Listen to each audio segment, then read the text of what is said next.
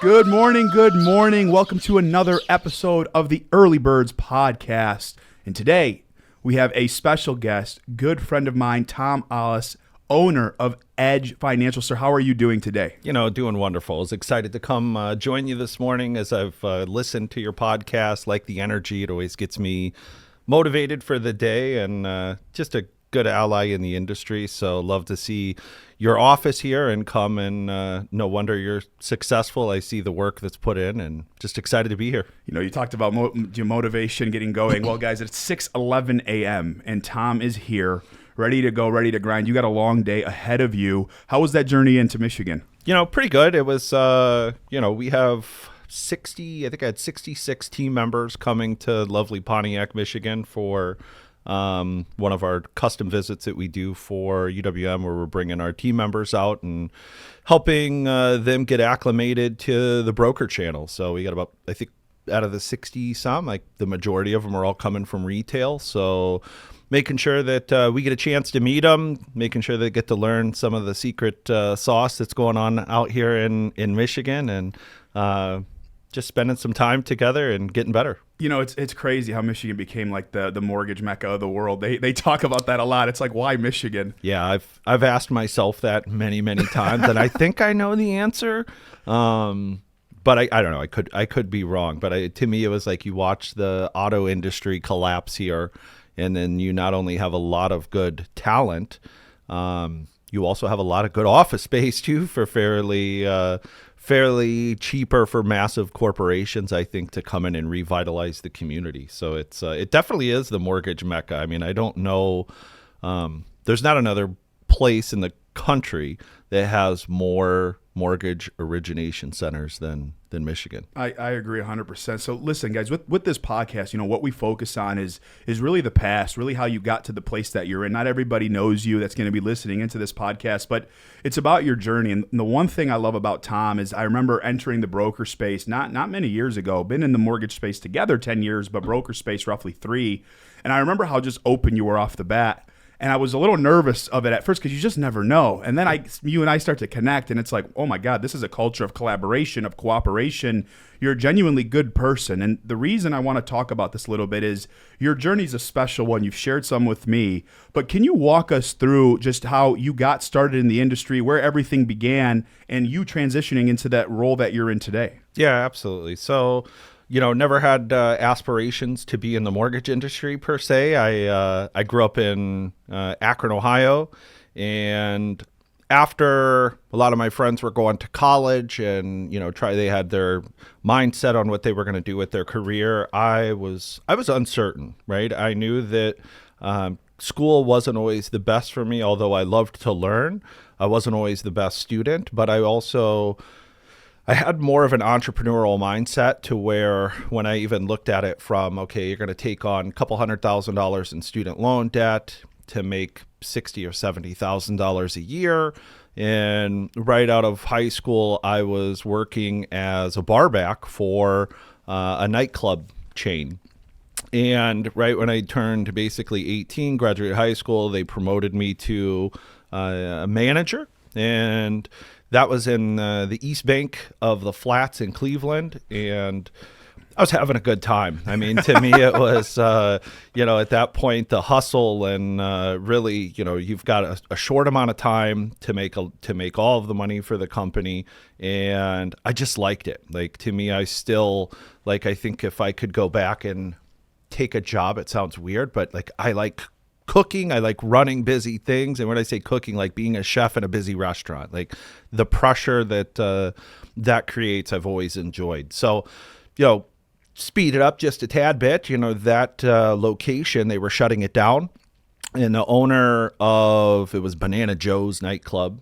So I don't know how PC your podcast is, but I'll call it, used to be Banana Hose. Yeah, no, keep going, let it go. And it was, it was a fun environment, but they had 38 clubs all over the country. And the owner walked in and he's like, hey, we're closing down next week. And, I looked at him, and granted, at that point I was 18 years old. So I was 19. I was 18, 19 years old. And I just said, why? What are you closing this? You have a perfect location. You're just doing a couple things wrong. And my buddy who was the general manager, which is how I got into the place, he looked at us both. He's like, well, if you think you know what you can do, then I want you to be at my office on Monday and you tell me then what I'm doing wrong since you know so much. And he was kind of like sarcastic about it, but at the same time, I was serious about it because I could tell that there was an opportunity for growth within their business and what they were doing wrong, and sometimes having a different lens to see things through and having those that are even willing to listen can yield some good results. So I went down there. I had my business plan, which was really at that point, I think it was on just a little 3-ring binder with some chicken scratch on it, yellow paper. And he said, fine, here you go. Here's, I had a $180,000 budget, gave me the big checkbook. He said, we're going to close down for 1 month and I want you to take it, make it happen. So we shut down, spent probably $160,000 on marketing, $20,000 on what I, branded afterwards. It's like a peel and paint. So we come in, don't spend a lot of money on changing the actual space, but spend it on marketing and recreate the brand. So it was my first opportunity to really see what I had, like, can I execute on the ideas of, it's easy to say, yeah, well, you can do this, but execution is normally where things fail. And, I busted my ass to make it happen, right? I went to all the fraternities, sororities. I found out who the, leaders were, who the influential people were that attract other people and they like to party with. Invited them. They got a free drinks for you. Bring your friends. Let's go. We did radio advertising, had people out canvassing with flyers at that point. But we went from, we were doing like 30 to 35,000 a week in gross revenue. And then opening weekend, we did like 470,000. So it was just packed. It went amazing. Opened up a club called The Jungle, was the name of it, in the East Bank of the Flat in the late 90s, if anybody remembers that place. But it went really well. And so then the next week, owner called me. He was like, all right, great job. You're now promoted, but you need to go to Dayton, Ohio and do the same thing.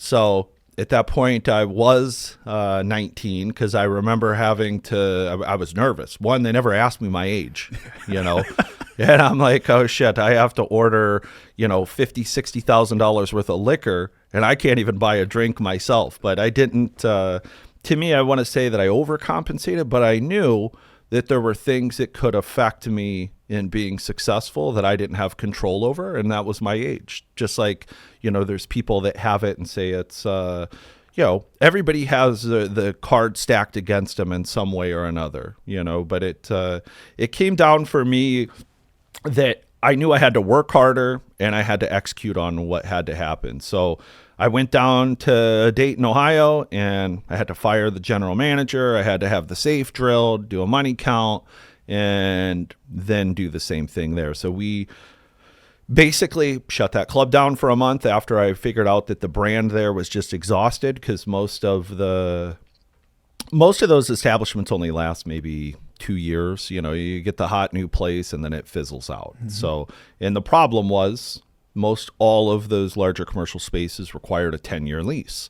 So as we would go from city to city, I found out I could easily change the brand. I had the marketing part down to grow it, and worked really well. Kept getting promoted to the point where by the time I turned 21, I was their director of operations. So I had 38 clubs all over the country and transferred 2 weeks at a time. I would go from city to city. My first weekend would be spent kind of undercover, which meant I got to have fun and have some drinks. Yeah. And then I would look around and I would notice, who was stealing, why was this business failing? And then it just kept progressing. I got to doing mergers and acquisitions because, as I mentioned, most of those establishments have a 10-year lease and we have a 2-year shelf life. So I started doing mergers and acquisitions with other national nightclub companies to where we would swap out locations. So that really helped us. Went great until it was like 4 or 5 years of doing it. It was like 4 years where I didn't own my own pillow. I still was using my parents' address. I didn't have an address, and I was just sick of it. I was sick of traveling. and really wanted a home base. And the last location I was at was in Minneapolis. And I remember like seeing all the people that were coming in that were spending money. And most of them were in the mortgage and real estate industry. Mm-hmm. And truthfully, they weren't that bright either as I would talk to them. That's so I'm like, wait a minute here. So you're telling me, and that back then, now at least we have a little bit of a barrier of entry, which is still very small. I mean, 20 hours of education and, make sure you're somebody that is paying their bills and doesn't have any felonies or, we've tightened up a little bit. But back then there was nothing. Like, you want to come sell money, sell mortgages? Great. Here you go. Here's a desk, and off to the races. So I started with my first brokerage then in 2001, which was Nova Star. I'm pretty sure they've imploded back in the last market recession in 2008. But that went good. I leveraged a lot of the relationships I had, tried to find a niche, which for me was, kind of foreclosure bailouts, because I knew I had a lot of friends that were in the nightclub industry that had a lot of money, and I would utilize their money to buy houses that were in foreclosure and then sell them to my investors. So created a niche, went really well. I say really well, but the definition of really well when you're 20, so subjective. 22, yeah. 23 is a lot different than what it is today. But I found a career and I liked it, right? I got into the basics of it that I still feel today is like, we're in the business of selling money. And if you're going to be in sales, what is a better thing to sell than money, especially now, in the broker channel where we can sell it cheaper, we can close it faster, and we're better. So I skipped through a lot of part. We'll keep going. Went to Nova Star, worked there. Then I went to a company where, this was still the wild, wild west days, like the early 2000s, where I worked for a company that was all lead based. So we'd get calls in. We had this big yellow Hummer. And whoever would go on sales calls for that day got to take the big yellow Hummer wrapped with all cities mortgage. And we would go and close our deals right on the initial appointment. And then you would clear conditions during rescission. So it was like, wow. Yeah, there was no, it was wild. I mean, literally when you're going on the appointment, you bring a notary with you, they sign, they're done. And then we had to get appraisal and clear the couple of conditions that they had, or made sure they could fog a mirror back then is about all it was. Went really good. I liked it and opened up my own company. Then in 2004, partnered with two other guys and kind of tried to copy that model, the consumer direct model. And I liked it. And then all of a sudden, the market collapsed. Mm-hmm. And I didn't see my blind spots then. I think as a entrepreneur, your education, instead of going to college, your education is, failing. What did you do to fail before? Where are your blind spots? And, for mine at that point, it was like, I didn't even know what FHA loans were. It was all subprime. We were doing 2-year loans with 3-year prepays and option arms and everything, all the crazy loan products we had. And when it switched to FHA, it took too long for me to be able to get up and going to be able to keep things going. So lost everything, 2008. And then I went back to running nightclubs again for like 9 months and opened up a couple of really successful establishments that are still there in Minnesota, still good friends with the owners of those places, and did it for 9 months. And I'm like, okay, this wasn't near as fun when I was 21, 22 years old, and obviously not very conducive of having a marriage or a family or a life other than, being involved in that industry. Is like, how it goes. It's like you go out on the Monday, Tuesdays, because that's service industry, Nate. That's where you network. That's where you meet all the people. So I burnt out from it. So I moved back to Ohio, and I started with a company in Florham Park, New Jersey. I worked for the Money Store for a little bit. Mm-hmm. And still, I was doing okay, but it wasn't something that I loved. Like, it felt more like a job than a career. Mm-hmm. And I wanted to come back to Minnesota because I knew I met my wife like 2008 at that point, and it was a really good place. Like besides the weather, you have a ton of Fortune 500 companies. You have, I think they have the highest credit score rating out of all the states in the country. It's good people, a good mixture to where I grew up in a farm town in Ohio. And Minnesota is like a melting pot of people from all over the world. And I like that. And I wanted my daughter to make sure that she saw the world for what it was, that it's not just, everybody looks like you and it's the same thing. Like, here's the world. And Minneapolis has a good view of that, in my opinion. Just want to stop it right there for a second. For those of you that don't know, this is the type of human being that Tom is. It's not just transparency, it's full honesty. He's explaining his whole story, and let me tell you, I have so many questions. Like my mind is racing right now. So my background, the bar life for me too, actually. Yep. So 17 years old, and then at 18 they grandfathered me in because they just changed it to 21 to be able to bartend, and I was running into your same situation. Mm-hmm. It was fun. I learned so much, but I remember, I'd have occasionally here or there a lady maybe come in and say, "Hey, have a drink with me," and I'm like, I can't, I can't do that. But you're running something special, and I have so many questions, but I want to start early on because I think it's really transpired into who you are today. You talked about growing up in small farm town. Yep. So you didn't learn about the financial literacy. You didn't learn about compound interest, and we're very similar there. And you learned it through trial and error. And I also didn't go to college. I left and took care of my family. Very similar story, you and I on that front. What I want to talk about though is fear. Yeah. Fear and change.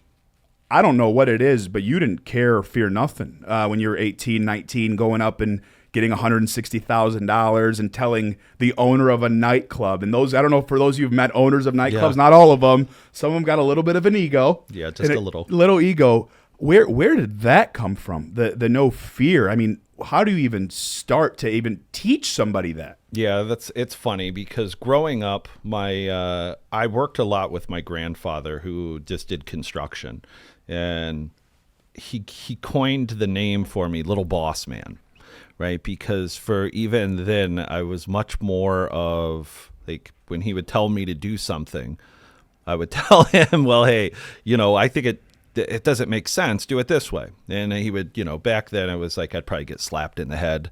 I can't tell you where it came from. To me, truthfully, I came from nothing. So the risk reward, it's like, well, what do you have to lose? Like, you're going to miss 100% of the shots you don't take. So for me, it was, I don't know. I guess the risk reward for me is I had nothing to lose in those situations to where, and I think it's still the same for me today. Even I look at it and it's like, money doesn't make you any happier, right? Like you get to the point to where you make enough that you can go on vacation, you can drive the car you're comfortable with, you have the house that you want, there's no level of happiness that comes with it. It's more, to me, being successful means something different to me than maybe it does to the next person. So, I don't have that fear from that aspect because it's a reality. Yeah, I could fail, and I have failed. And it's like, okay, what's going to happen with that? Am I going to,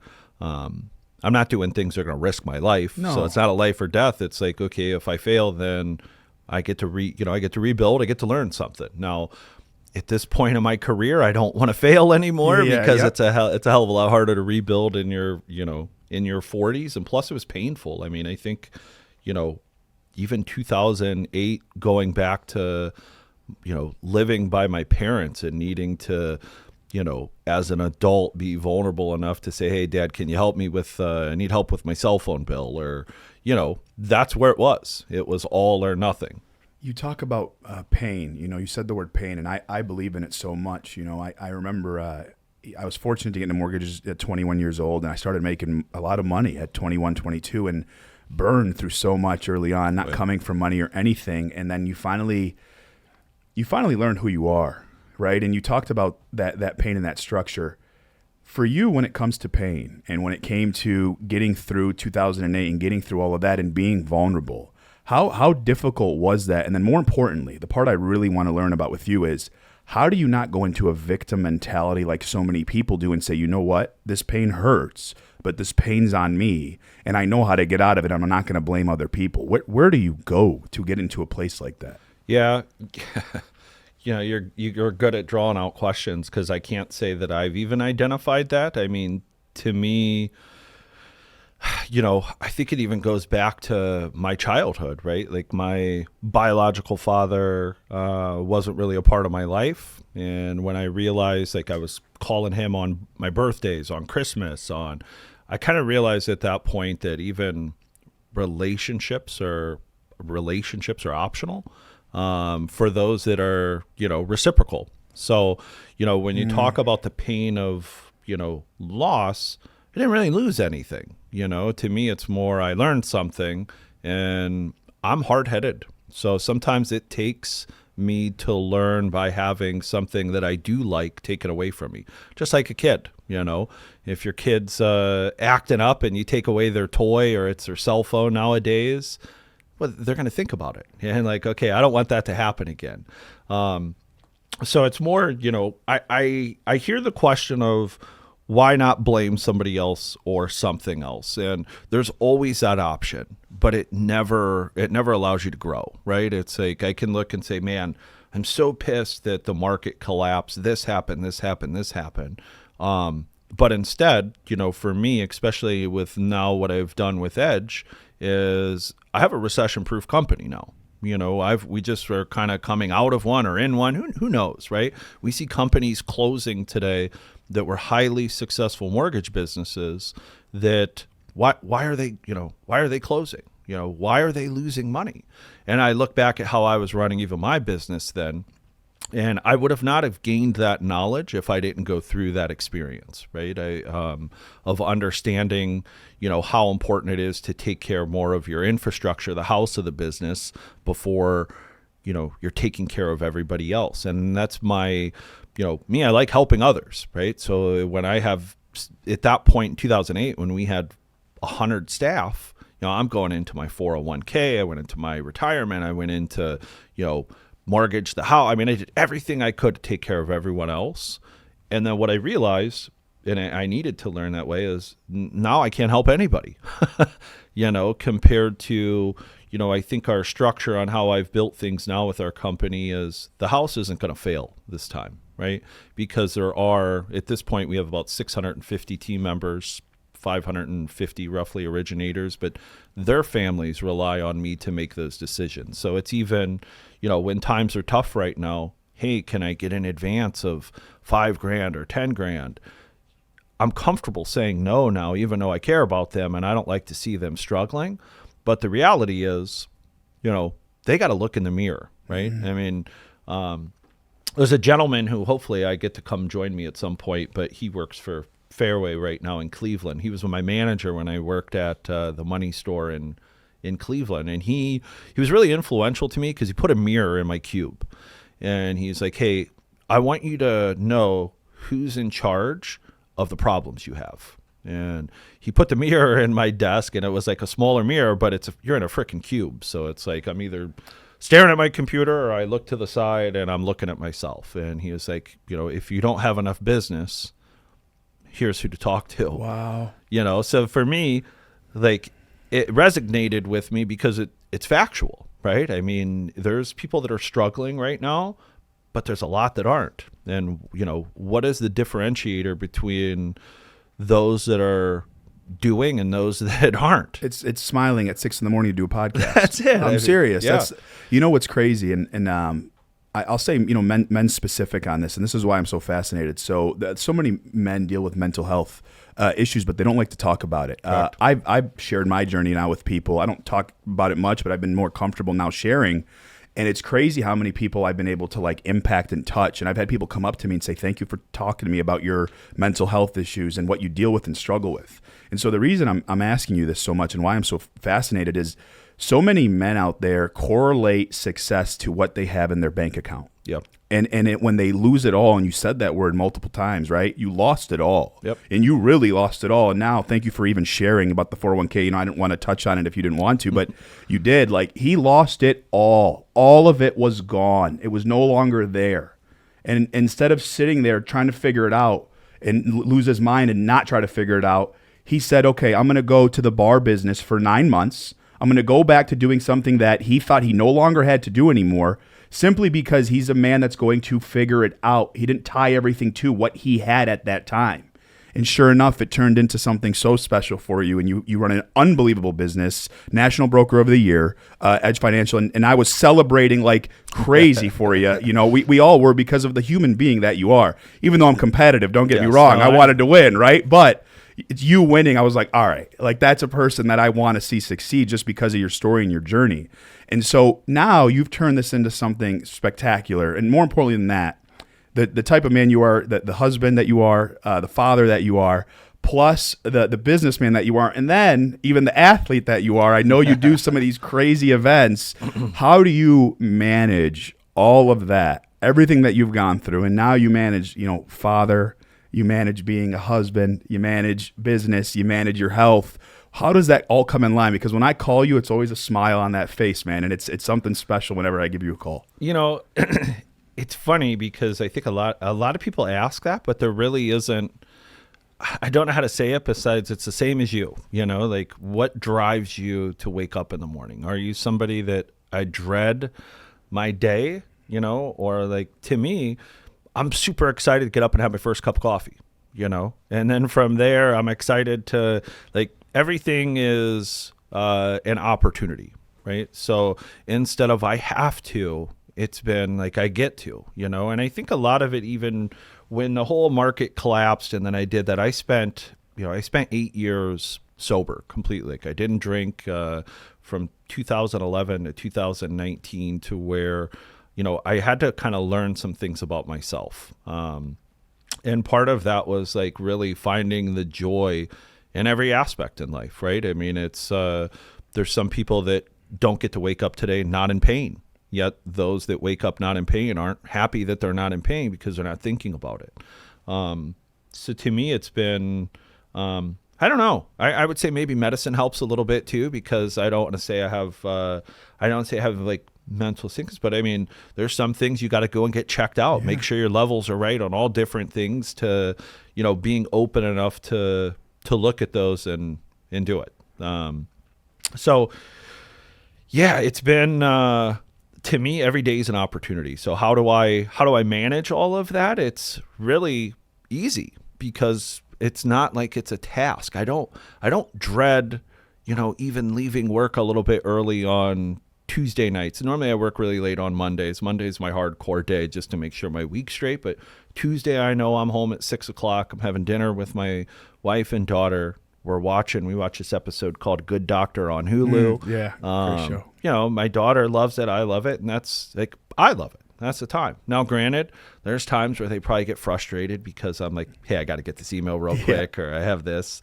But that's just how it goes. They understand it. And I think it's important too, even for my daughter to see what work ethic is. Like, you know, I'm not doing it all the time to chase success, but I'm doing it because in our business, people rely on us, right? Your own team members rely on you, but more important, even those that are on the front lines, you know, your clients rely on you. The last thing they want to have is fear or anxiety about, is the roof over their head going to be there? And we play an integral part in that, to where you can give somebody a little peace, right? And I like that. I know I can tell when somebody's anxious about the home buying process, or even if they're anxious about switching employers, and it's just being open, like take the time and talk with them, right? And to me, I like that. It's not something I got to try to do. It's just who you are. And, you know, one of the things that I've been really preaching is it's about perspective so much of the time. And the perspective for me on why every day I try to make it the best day. And I have my days. It's not like every day I wake up, you know, with flowers and rainbow. Oh, here we go. Can't wait. You know, smile. Yep. For me, it's simple. Someone stuck in my head and it's never left. You know, one of these days I'm going to have to look back on my life. And it's either going to be good or not so good. But the beautiful part is you get to make that choice every single day. And someone said that to me a long time ago, and it's something that I have never forgot because it's so true. And even when I stopped, you know, now I don't really drink as much. I'll have an occasional cocktail, but you've even seen me when we go to these events at AIM or whatever, I'm out. Like 9:30, I'm gone. I don't have time. I got to be up early. Like that's just who I want to become, who I am. And I want to make sure that the people who gave me this opportunity, because people gave me this opportunity. Now I ran with it, but I can ruin it. why would I let them down? They didn't have to let me in this door, Yeah. and they chose to let me in. And so we have a couple minutes left, and I have one question that I ask everybody to end this, okay? And so I want you to think deeply about this question because it's something that's incredibly fascinating, and I'm always curious, and I want to compile these down the road. 18-year-old Tom, 19-year-old Tom, you get to see him today, all right? And maybe he's behind the bar, right? Bar back, about to go talk to the owner of this place, right? Banana Hose, and go through and have this conversation with the owner. And you see this bar back ready to go in and have this conversation with that owner. What do you tell him to get him motivated and pumped up about his journey and what he's about to see? Similar to what I think I heard even Matt Ishbia said when, they had aspirations to be, at one point maybe doing 20 million a year. I mean, it was such a small number. I think for me, it's still accepting the fact that there really are not limits on what you can do. And just because you're, maybe you're a young kid, maybe it's because you're a different ethnicity that isn't known to be successful as often, or whatever the case is. There are no limits. Like, limits are placed on yourself. So really just believing in who you are, because I don't know about you, mentally, I've learned through mistakes, but I'm still the same person. Like, sometimes I don't think, like, even when wow, I'm in my 40s. I remember when my parents were in my 40s. That seems old.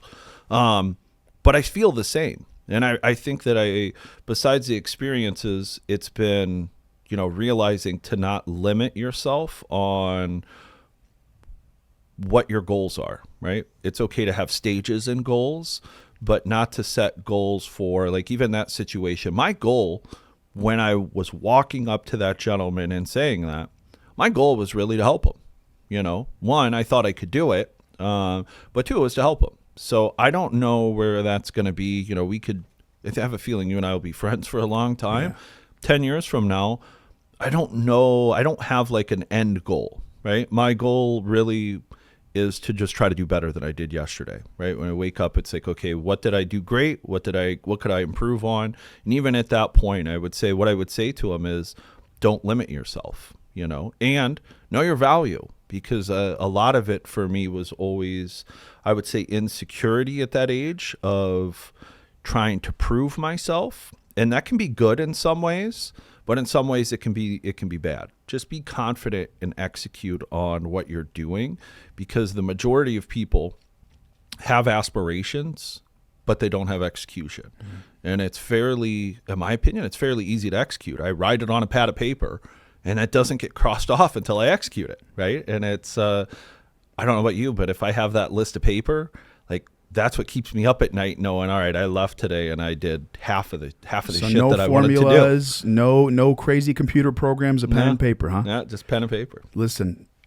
thank you so much, Tom, for being on here and sharing your journey and your story. It's an incredibly fascinating one. Gave me goosebumps along the way, and I appreciate it.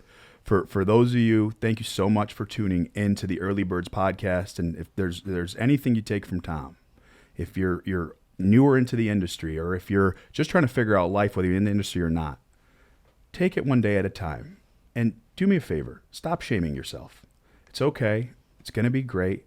You're going to do a wonderful job, but you have to be better every single day and focus on improving every single day. That choice is up to you, and you have to look in the mirror.